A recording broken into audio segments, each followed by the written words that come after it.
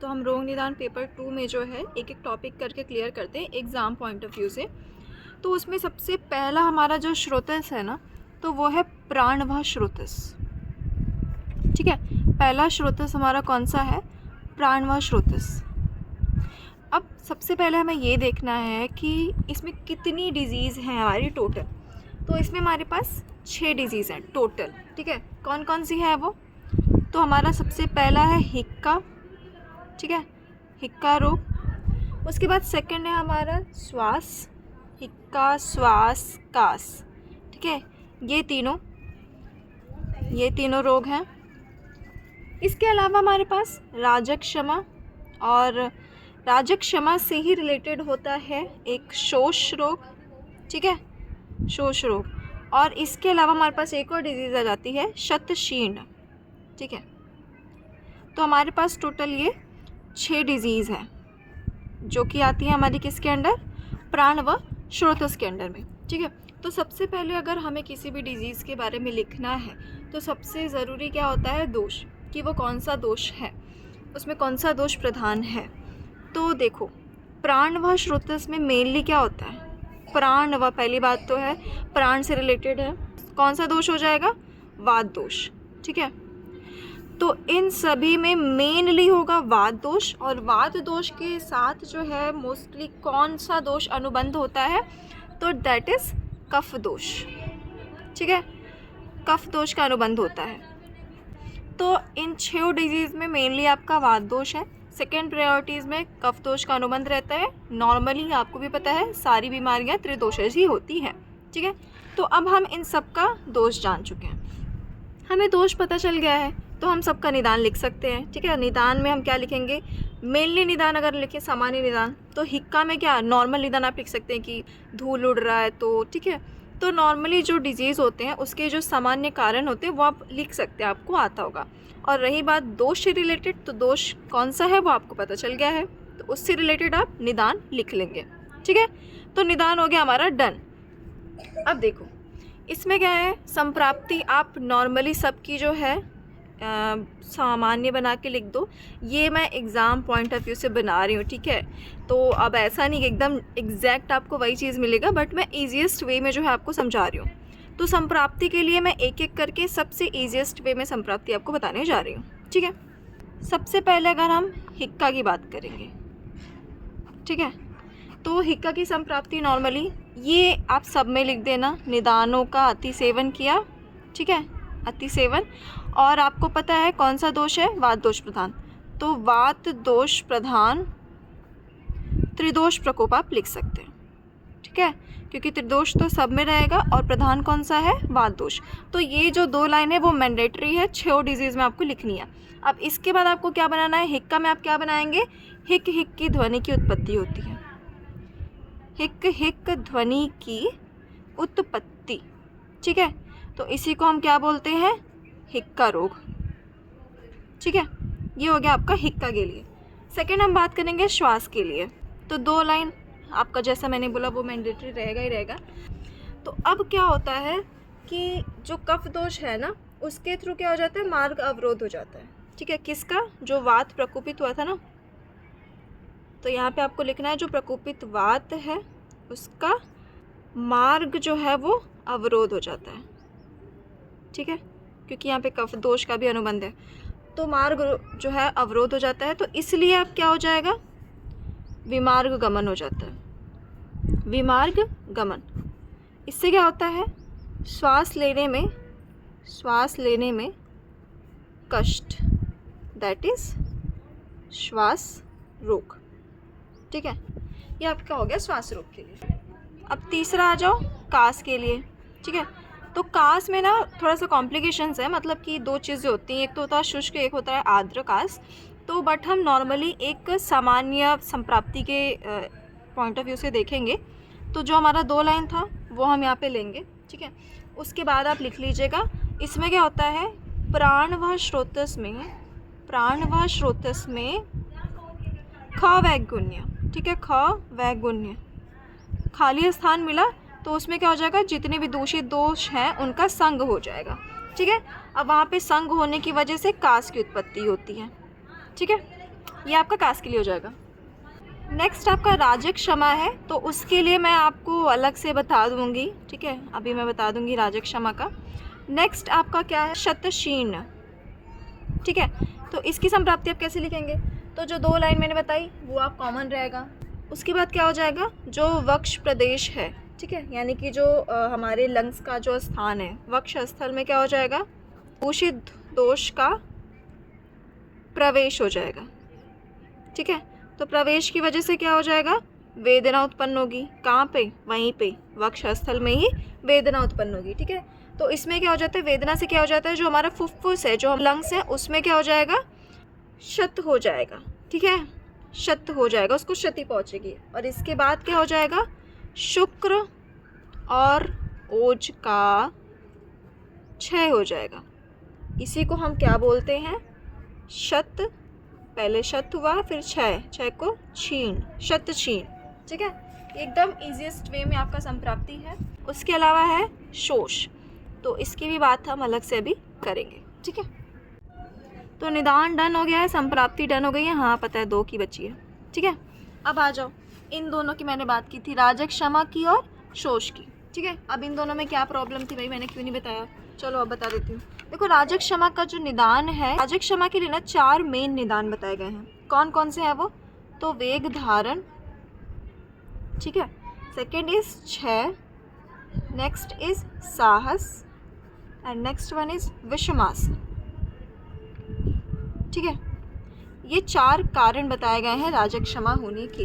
अब ये जो 4 कारण है ना, अब देखो संप्राप्ति सबकी अलग अलग हो जाती है। अब 4 कारण है तो इन चारों के थ्रू आपको अलग अलग संप्राप्ति लिखनी होगी, तो कैसे लिखेंगे, तो ये भी कुछ नहीं भाई, इजी है। कैसे है, जितने भी ये चारों है ना, इन चारों के नीचे लिखो 6 और उसके बाद लिख दो राजक क्षमा, ठीक है।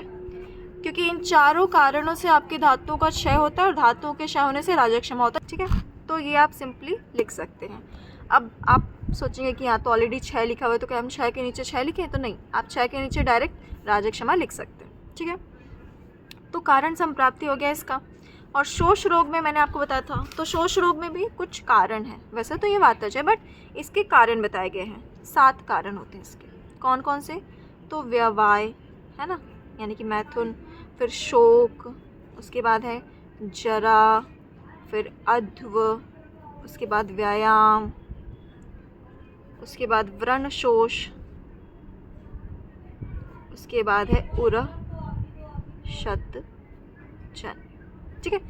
तो ये 1 2 3 4 5 6 7 इसके कारण बताए गए। तो अब देखो कारण होगी संप्राप्ति, इसके थ्रू आप लिख सकते हैं, ठीक है। इससे क्या होता है, 7 धातुओं का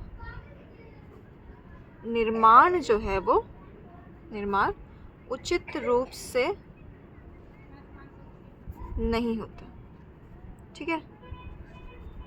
तो इससे क्या हो जाएगा, उत्तरोत्तर क्षय होगा, है ना। उत्तरोत्तर क्षय का मतलब क्या है, पहले रस का क्षय होगा, फिर रक्त धातु का क्षय होगा, ऐसे ऐसे करके होगा, ठीक है। इसको बोलते हैं हम शोष, ठीक है। अब इसमें 2 चीज़ें आती है, एक तो होता है अनुलोम क्षय, एक होता है प्रतिलोम क्षय। तो ये उत्तरोत्तर धातु का क्षय हो रहा है, तो दैट इज अनुलोम, ठीक है।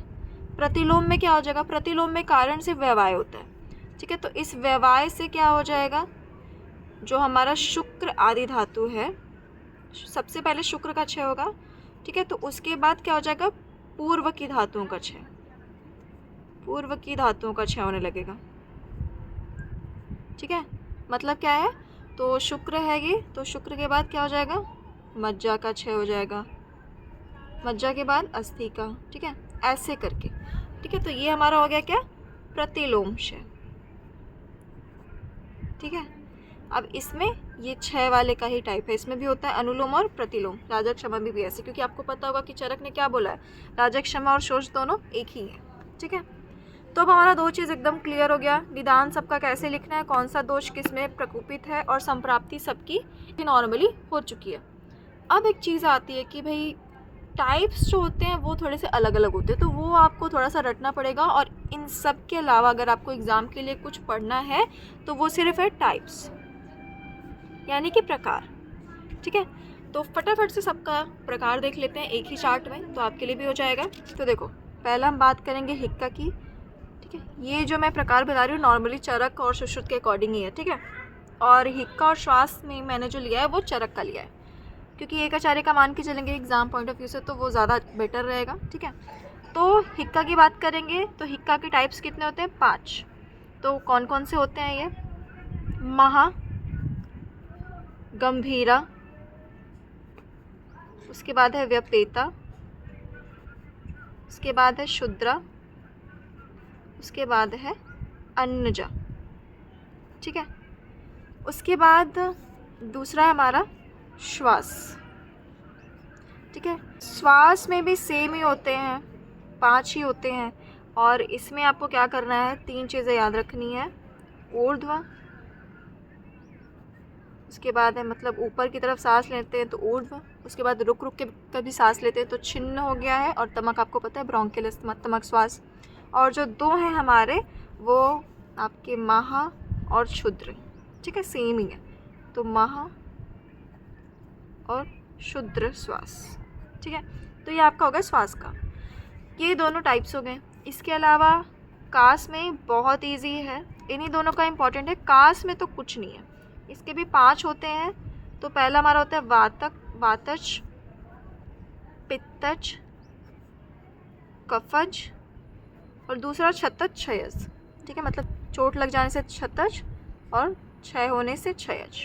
ठीक है, अब राजक क्षमा का नॉर्मल आप याद रखो। ठीक है, अगर आप इतना डीपली नहीं जाना चाहते हो तो नॉर्मली आपने जो 4 कारण पढ़े थे ना, वही इसके टाइप्स हैं। कौन कौन से कारण थे? वेग धारण, तो उसी में आप जन्य लगा दो। ठीक है, वेग धारण से व्याधि हुई है तो वेग धारण जन्य, उसके बाद क्षय जन्य। ठीक है, उसके बाद साहस जन्य, और लास्ट में विषमासन जन्य। ठीक है, ये हो गया।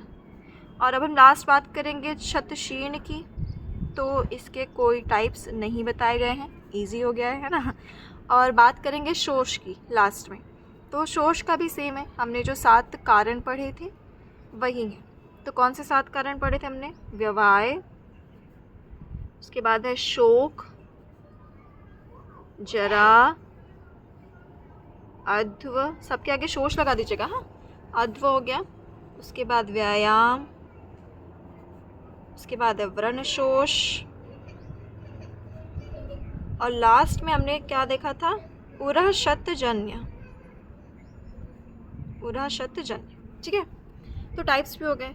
अब इनमें से मैंने हिक्का का थोड़ा सा टफ है, और हिक्का का अगर याद हो जाए तो फिर श्वास को याद करना इजी हो जाता है। तो हिक्का के लिए मैंने एक ट्रिक बनाई थी कि गव्य, गव्य मतलब होता है गाय। तो महागव्य को शुद्र अन्न खिलाया।